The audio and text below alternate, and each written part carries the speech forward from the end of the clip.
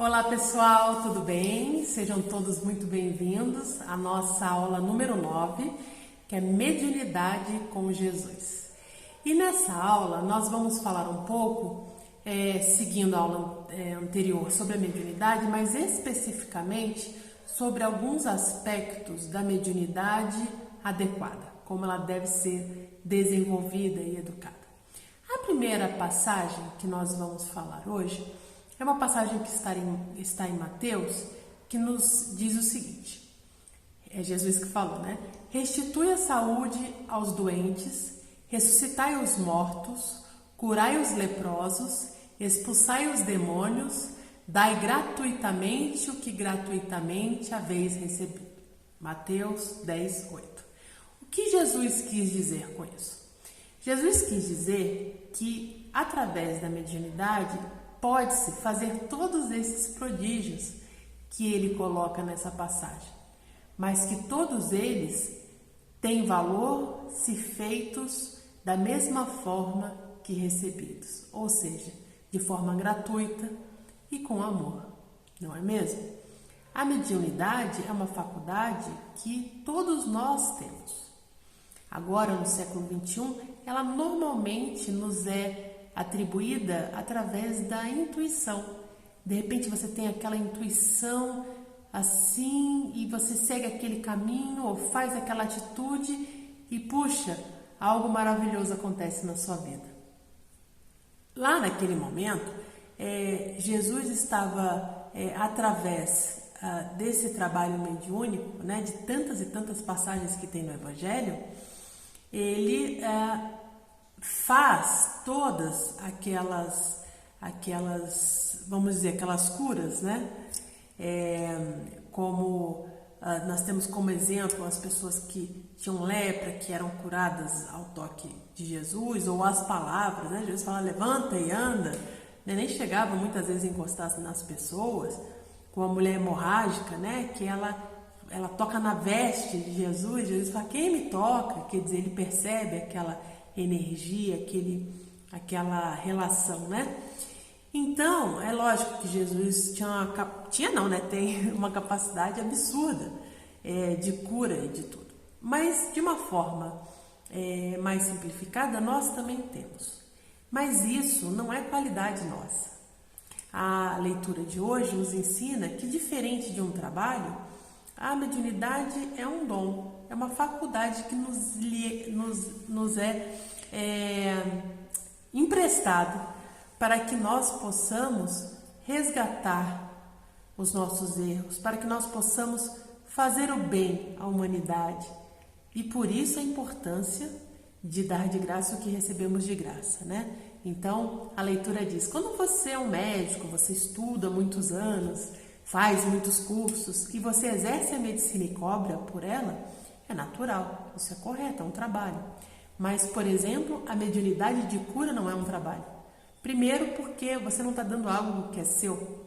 É o plano espiritual que, através de você, faz as curas, né?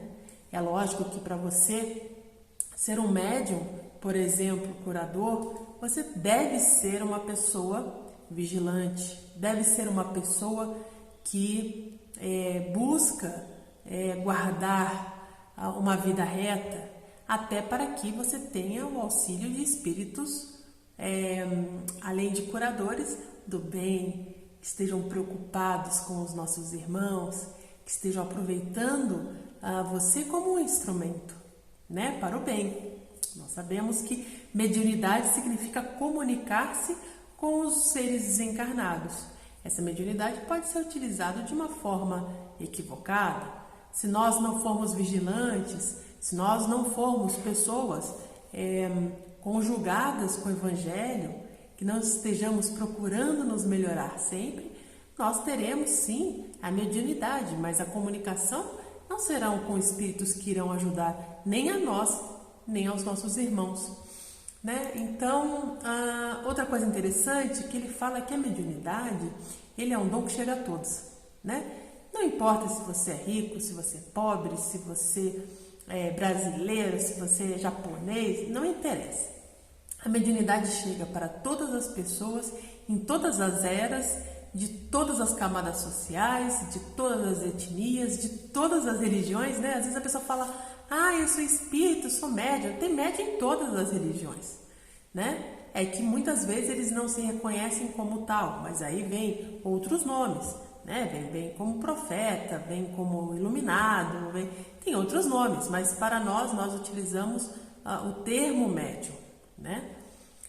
Vocês têm alguma dúvida que Moisés era médium? Que recebeu direto de Deus os 10 mandamentos? Né? E Deus imprimiu na pedra as 10 leis. Não foi Moisés que ficou lá batendo com o martelinho, não é? Isso é uma mediunidade física, de efeito físico, não é mesmo? De voz direta, ele ouve direto Deus falando com ele. Médium, claro, né? Os profetas, médiums, claro. Então, assim, independente de religião, independente de era e de época. O que se traz muito é que a tendência é que a mediunidade, com a evolução do ser humano, seja tão natural como os outros 5 sentidos. Sabe aquele filme Sexto Sentido, que a criança vê gente morta, né? Na verdade ela é médium. Então, o sexto sentido, como o tato, o olfato, a visão, esses são os outros sentidos, não é mesmo? O sexto sentido é a mediunidade e ela vai ser muito natural. Mas para que isso seja mais natural, nós precisamos estar um pouco mais evoluídos para sabermos usar isso bem, não é mesmo? É interessante a gente pensar um outro aspecto, é que a mediunidade, ela vem de cima para baixo, tá? Então, ou seja, o plano espiritual, através de trabalhos organizados, vamos dizer, uma pessoa que faça um trabalho de cura na casa espírita, todas as terças, vamos dizer assim. Então, tem a equipe que trabalha direitinho, a pessoa se prepara naquele dia, se coloca como instrumento da espiritualidade para fazer as curas. Ótimo. Essa pessoa, muito provavelmente, por ter disciplina, por fazer um trabalho correto, por não fazer nenhum tipo de cobrança desse trabalho, por estar sustentado por outros médiuns, por fazer um trabalho de forma verdadeiramente fraterna, provavelmente ela vai ter sempre o concurso dos bons espíritos. Agora, o que nós precisamos observar é que não é o fato de eu ser médium e de ter, e aqui a gente está falando especificamente agora das pessoas que têm uma mediunidade mais ostensiva, né? De cura, que vêm, que recebem os espíritos, essas que são mais destacadas, né? Eu não posso pensar que eu terei sempre o concurso desses espíritos que hoje, por exemplo, se comunicam através de mim. Por quê? Porque isso depende necessariamente da minha disciplina, da minha dedicação ao bem, ao trabalho e ao estudo. Nós não temos como dizer, eu sempre estarei com o espírito tal. Não, porque nós, precisamos merecer. 2, às vezes, a nossa missão tem um pedaço, um período, né? Então, existem inúmeras coisas que podem acontecer com o médium.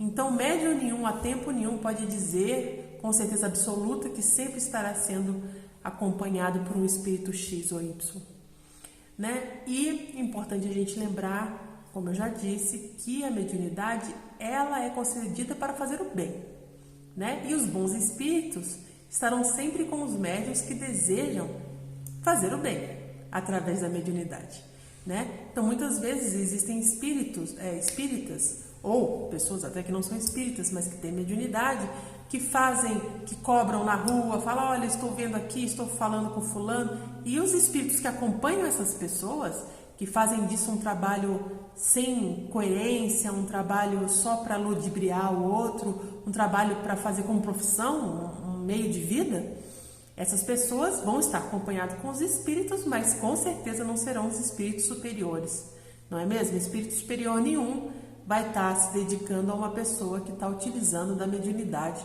como uma forma de ludibriar, de enganar, ou mesmo de oferir vantagem a qual não merece, né? Então, logo, estarão acompanhados de espíritos, sim, mas não de espíritos superiores. E nós, como médiuns em Cristo, devemos procurar sempre nos conectarmos com os espíritos superiores. E isso só é possível através da nossa transformação, da nossa evangelização, do que nos cabe fazer nesse intercâmbio. Não é mesmo? E toda vez que nós trabalhamos com a mediunidade, com as bases evangélicas, com fraternidade, por caridade, por amor, nós recebemos as misericórdias de Deus. Porque Deus, ele é muito justo, ele é muito bondoso e ele sempre dá muito mais do que a gente merece. Mas quando a gente merece, a gente recebe mais ainda, né? E nessa época de pandemia, as pessoas, muitas pessoas que faziam trabalhos mediúnicos na casa espírita não estão podendo fazer agora, né? Trabalho de desobsessão, porque isso não deve ser feito cada um na sua casa, né? Não deve ser feito dessa forma. Então, aí às vezes as pessoas me perguntam, né? E aí, eu vou fazer o que nesse período? Mas e agora? Eu não estou trabalhando, né? Gente, olha, a mediunidade, ela tem algumas asas, né? Uma é do trabalho, com certeza, mas uma outra é do estudo. E uma mais importante ainda é da evangelização. Então, o que a gente tem que aproveitar nesse período? Poxa, eu não estou podendo ir ao centro fazer o meu trabalho mediúnico, seja ele de cura, seja ele de passe, seja ele de desobsessão, seja ele de psicografia, não importa. Não estou podendo ir ao centro dentro desse momento que nos exige que fiquemos em casa para a nossa saúde física, não é mesmo? Então, vamos lá. O que eu posso fazer nesse período? Primeiro, e mais importante de tudo, evangelizar-se. Como eu faço isso? Estudo o Evangelho, Evangelho no lar, leia o Evangelho. Isso é importantíssimo. Coloque em prática, tenha bons pensamentos, né? Esse é o primeiro passo. A gente tem que se evangelizar a nós mesmos, porque se a gente não fizer pela gente, como é que a gente vai doutrinar